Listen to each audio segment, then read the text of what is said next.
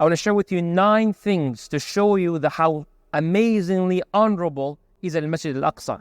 But before I mention these 9 things, I want to begin with an ayah to get everyone's undivided attention. One ayah. Allah says in the Quran, أعوذ بالله من الشيطان الرجيم بسم الله الرحمن الرحيم ذلك ومن يعظم شعائر الله فإنها من تقوى القلوب. Allah says, the one who shows respect, the one who shows honor, the one who brings value to that which Allah honored, which Allah respects, which Allah values, then that's a sign that you're a muttaqi. Allahu Akbar. It's a sign that you're a righteous man and a righteous woman. It's a sign that you have good iman in your heart. And the focus here of many things to talk about is Al-Masjid Al-Aqsa. One of the 9. Al-Masjid Al-Aqsa الذي باركنا حوله. Allah says Al-Masjid Al-Aqsa, and that surrounding area of it is Mubarak. It's blessed. You go pray there. I will share with you. Number 2, your salah in Al-Masjid Al-Aqsa. You pray Dhuhr there. It's like you prayed 250 times Dhuhr elsewhere. Let's go, brothers and sisters, to the next one. Musa alayhi salam, many of you know perhaps the hadith, authentic narration, and every hadith I'm sharing with you is authentic. When Malak al-Maut came to Musa, Musa alayhi salam smacked him, right? Eventually he came to know this Malak al-Maut and so on, then Allah said to do something specific to determine how many more years Musa alayhi salam will live. When Musa alayhi salam time came up, he made dua to Allah and he begged Allah for something.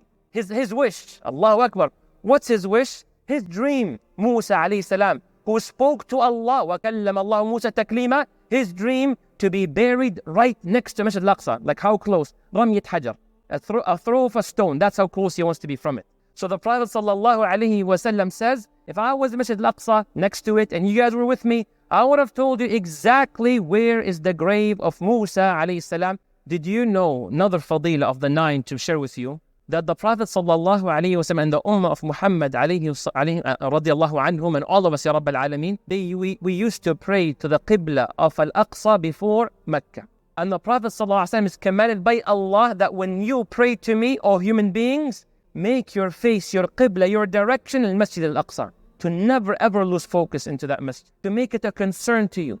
That when this masjid is in a bad state, you are hurt. When this masjid is in a good state, you are happy. Another fadila about the status of Al-Masjid Al-Aqsa. Allah subhanahu wa ta'ala, He decreed a certain time of the Prophet's life to have so much distress, so much pain. And then he was blessed with the greatest journey of all time, to go meet Allah subhanahu wa ta'ala. Now one would think that Allah will send the Prophet ﷺ from Mecca straight to As-Sama, non-stop flight. It's easy, clear. But Allah says no, there's one stop you have to make before that. Allahu Akbar. What's one stop? Go to Al-Masjid Al-Aqsa. Go to Al-Masjid Al-Aqsa. So the Prophet ﷺ goes on Al-Buraq, which is like an animal shape, to go all the way to Masjid Al-Aqsa and lead all the prophets that ever came in Salah. You see, do you guys feel that honor? You see why some people can get very angry to what's happening religiously. It's not some, oh, you're not Palestinian, it doesn't belong to you. A'udhu billah, a'udhu billah, a'udhu billah, from such lack of understanding. Then you see Rasulullah when he was commanded to go pray Masjid Al-Aqsa, some ulama, they say him leading the salah, you know who's behind him? His father, Adam alayhi salam. Who's behind him? Yusuf. Who's behind him? Yunus. Who's behind him? Ayyub. Who's behind him? Sulaiman and Dawood. And he leads that this is the ummah. And I'll mention here inshaAllah, Rasulullah sallallahu alayhi wa sallam, he says, أُعْدُدْ سِتًّا بَيْنَ يَدَيِ السَّاعَةِ. He says there's 6 main signs about Yawm al-Qiyamah.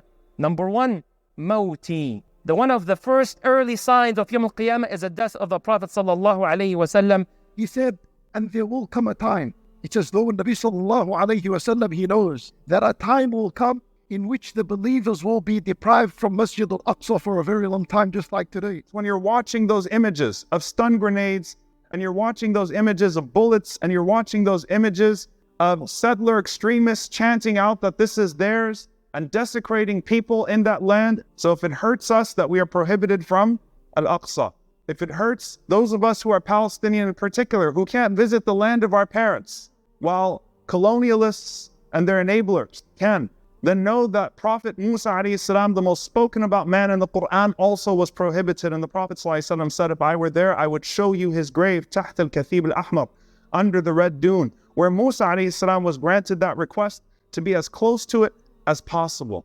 Rasulullah, he tells us that Masjid al-Aqsa, and that blessed land, is Ardul Mahshar, is the land of resurrection, and the land we go to meet Allah subhanahu wa ta'ala.